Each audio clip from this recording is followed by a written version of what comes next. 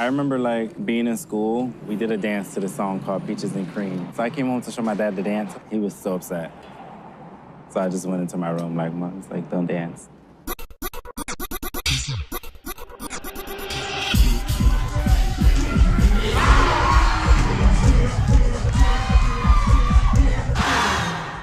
When people step onto the floor, they're telling you, no matter what you think, I am beautiful. Everyone's unique, and the KIKI scene is a place for young people to explore that uniqueness. High kicking and everything, America. It's this competitive scene to get away from rejection, homophobia, lack of acceptance. It's a safe haven. Come on, scrub that up. You got juice on the floor. It's you. No one can tell you that it's not. You're real. 1, 2, 1.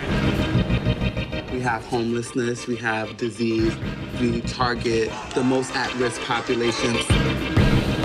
KIKI scene, they have these balls as a creative outlet. We started to expose the scene to mainstream society. So tonight, we're gonna have a KIKI ball here.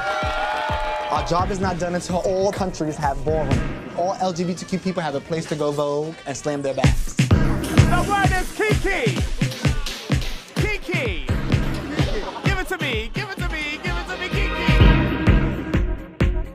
I had to be big and bad in order to not be bullied because I was so feminine. I accept it. I think she's sexy, like me. I'm normal. I cry, I laugh, I have fun, I get lonely. But more than anything, I love. Don't you judge me, okay?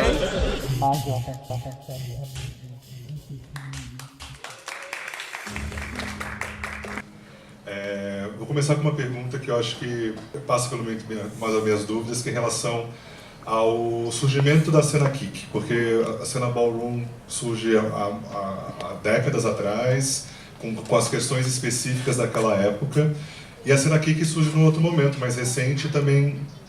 Qual é a origem de cada uma e o que diferencia, de alguma forma, essas origens e a atuação desses dois universos hoje, resumidamente?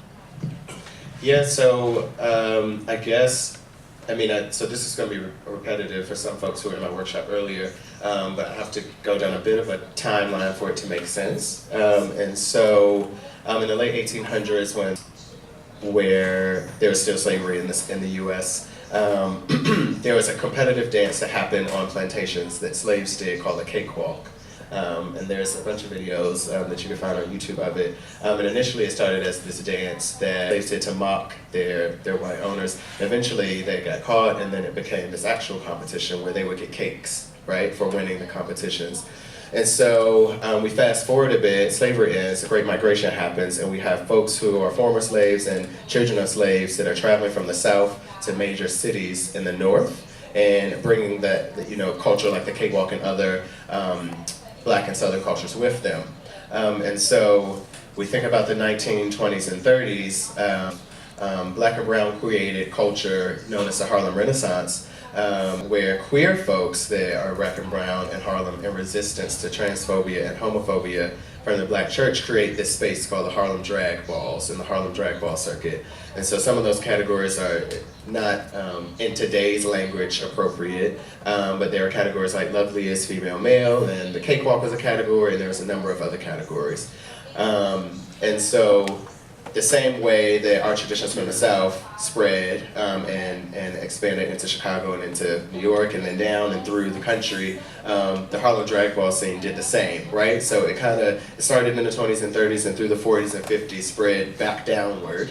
And then in 1967 was just a very poignant year for a number of reasons in the social justice space, but more specifically about the ballroom scene, there was an act of injustice where a Black trans woman who was competing at a drag ball in Harlem thought that she lost unfairly. Her name is Crystal LaBeija, and there's a documentary about the drag ball scene at that time called The Queen, if you want to reference it. And so we find ourselves at this ball that Crystal gets second runner-up, and they call them on stage. They call the second runner-up, they call the first runner-up, and they're about to name the winner, and Crystal storms off the stage and leaves the ball and ferociously reads this queen who won. Okay, now we're down to the real nitty-gritty. Crystal, where are you going? This is not the time to show temperament. Get back here and stay with the other finalists. Oh, well, you've got to expect more. But here is the only winner in the 1967 Nationals, that queen which will reign over America. Hello, ladies and gentlemen, queen of the 1967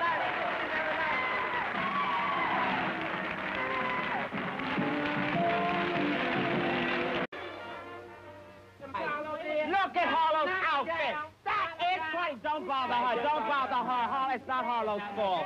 It's not her fault. I know it's not her fault. Harlow doesn't. She can't help it because you're beautiful and you're young. You deserve to have the best in life, but you didn't deserve. Miss B, I don't say she's not beautiful, but she wasn't looking beautiful tonight. She doesn't equal me. Look at her makeup. It's terrible.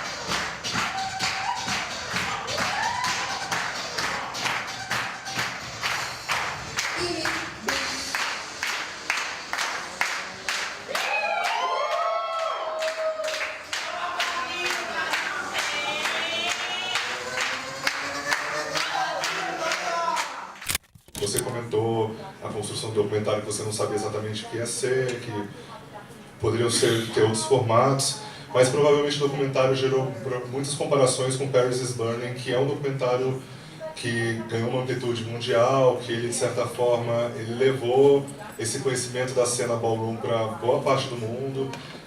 Como é que você enxerga um pouco desses comparativos e o que você entende das questões que o Paris is Burning trouxe e que a KIKI teoricamente atualiza em relação à cena ballroom e à cena KIKI?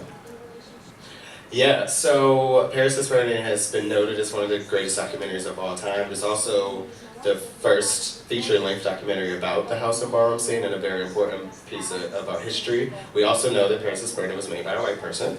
And so I think without the ballroom being credited and or involved in the creative aspects in the way that KIKI was. And another difference is that because it's outsider only, right, like Jenny approached the scene, right, so it's different in that way.